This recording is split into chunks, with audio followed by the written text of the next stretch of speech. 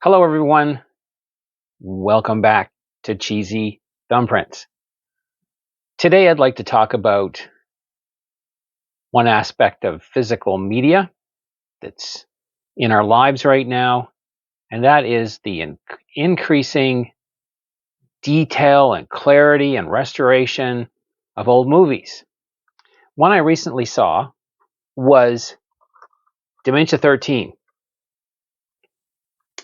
I got this, I believe it was off of Amazon. I couldn't find it anywhere else.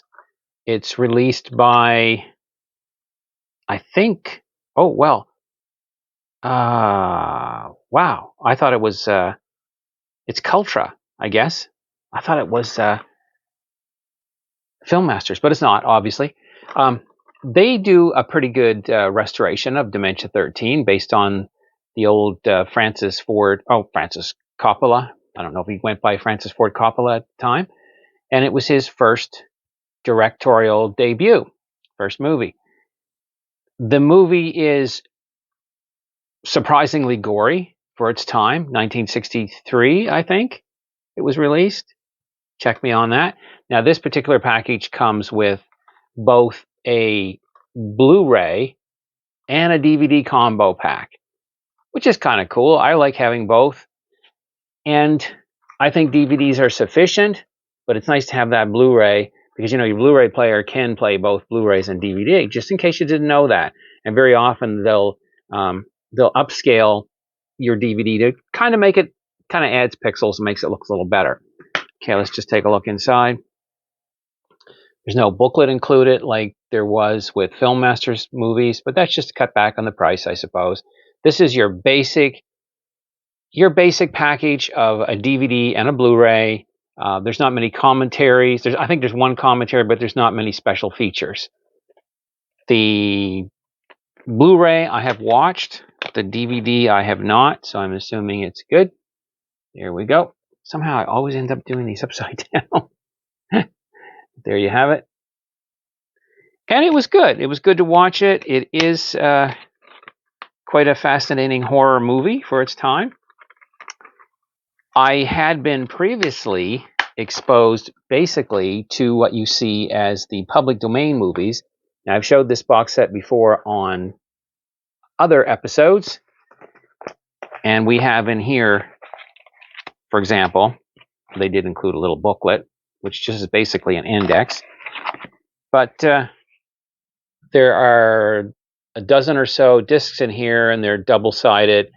And this does have on side 2 Dementia 13. Also, believe it or not, since it's pretty easy to get copies of these movies, and I did show this more in detail, more in depth on another video. And we have the horror classic right here, movie classic collection of DVDs that come in a flip out packaging like this. And both Dementia 13 and Nightmare Castle, which I do like both of those. I think, isn't that the one with Barbara Eden, Nightmare Castle? Ooh, let me check.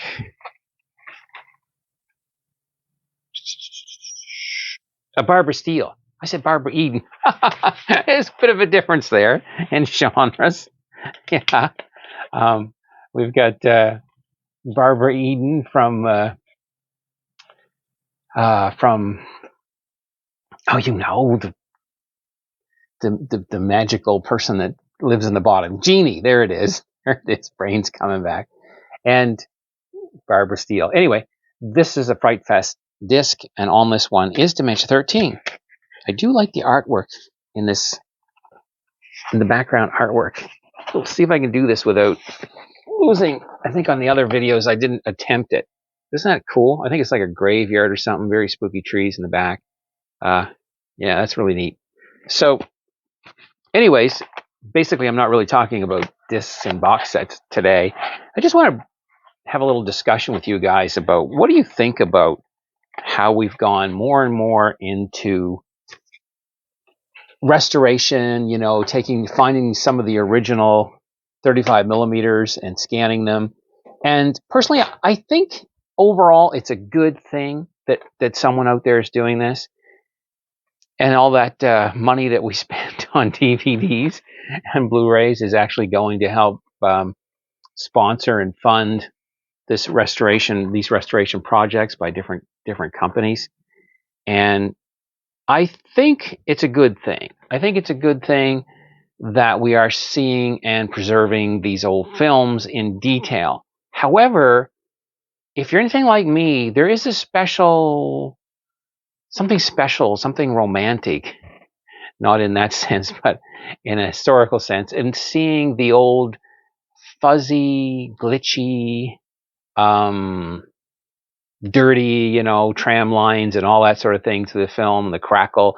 It's kind of the same experience as, we'll say, listening to an old vinyl album and you hear that hiss and crackle. And there's just something about it that adds to that.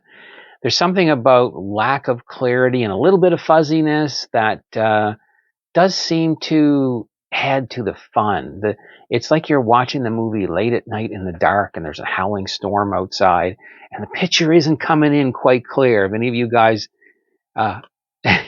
lived through the time of VHF and, you had to go out and rotate your antenna, and I know there's some of you out there still doing it. You cheap bastards.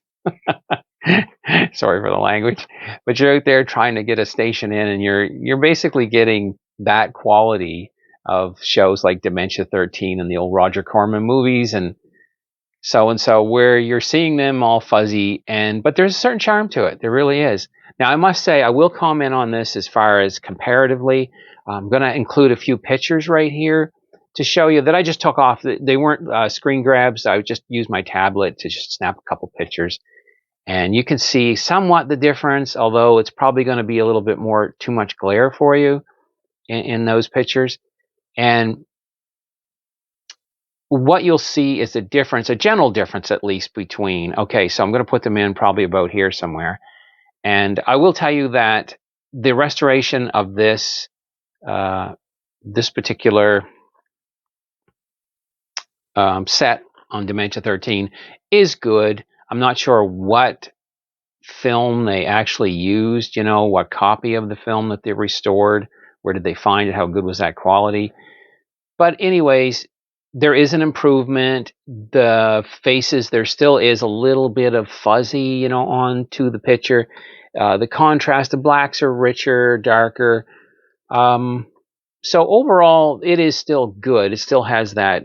It's not so pristine. It looks like you see every detail, but it is nice to have that. I will confess, I have a 4K Blu-ray player, and I do use 4Ks. Although I don't think they're worth the money, unless it's something. What do you think? I think the advantage is if it's some movie that you really, really want and you want to invest in it, and you can get a 4K Blu-ray and your basic high definition Blu-ray, I think it's good to invest in that. If that's the kind of thing you want to have, and your favorite movies, I mean. On this channel, we talk a lot about the cheesier movies, the older ones. And some of the newer sci-fi and horror and classic horror films on this channel. That's what I like to see, and so that's what I like to share with you guys.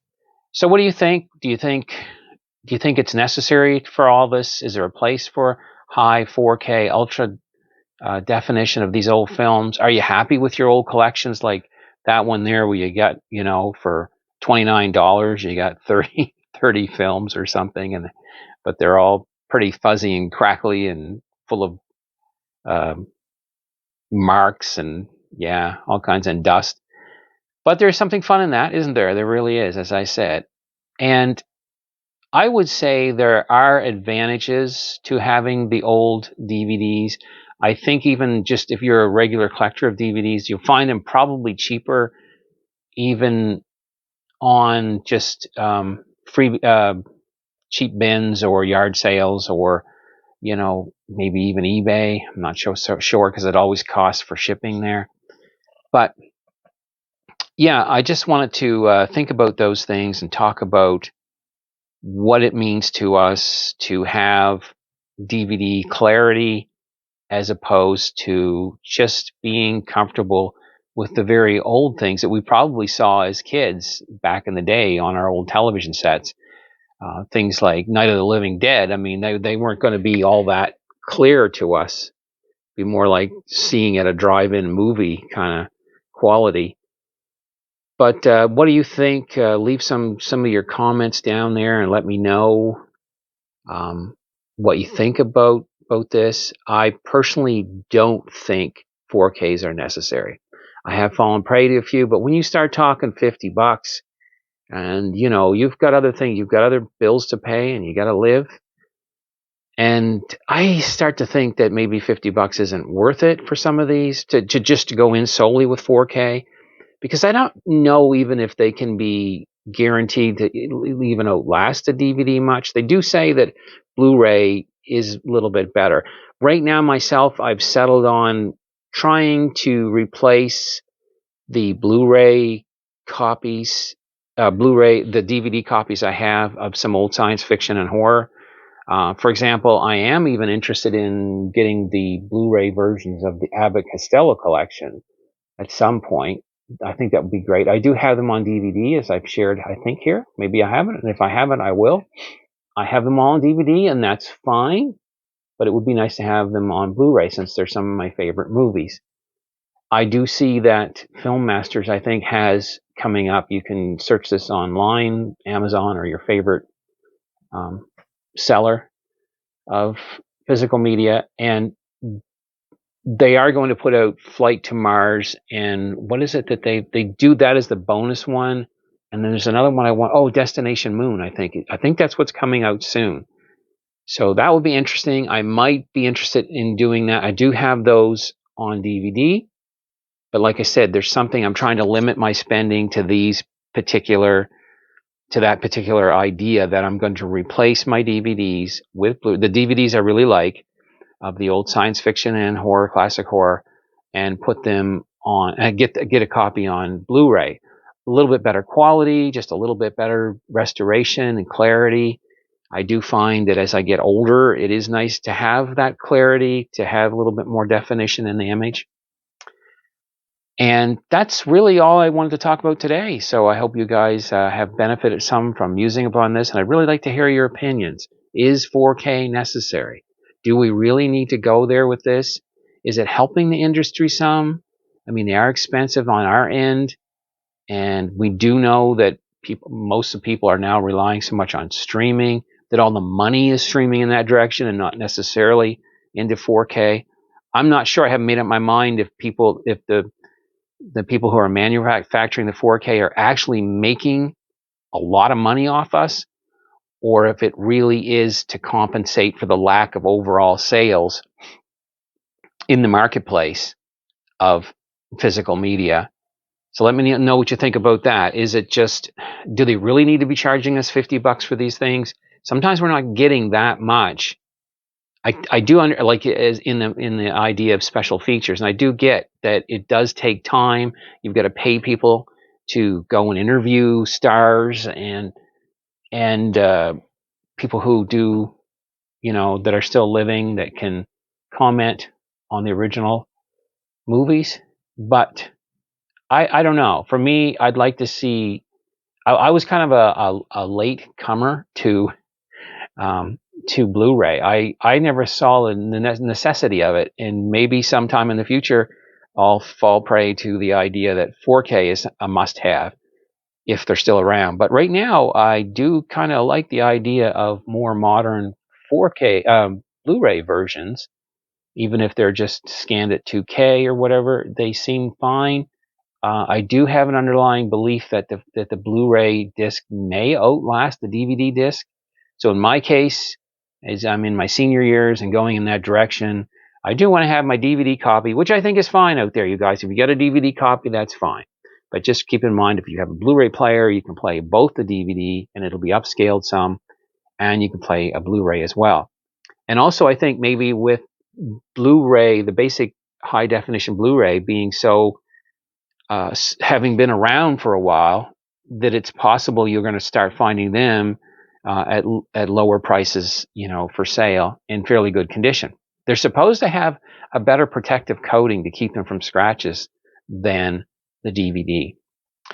Anyway, that's it for today, guys. I hope you enjoyed this episode. Join me again and we'll discuss more next time about physical media or collectibles. I do a lot of other collecting too, and things like action figures and posters and things like that. Okay, we'll see you in the next one. And you guys take her easy. And like I always like to say, see you guys in the movies. Okay, bye.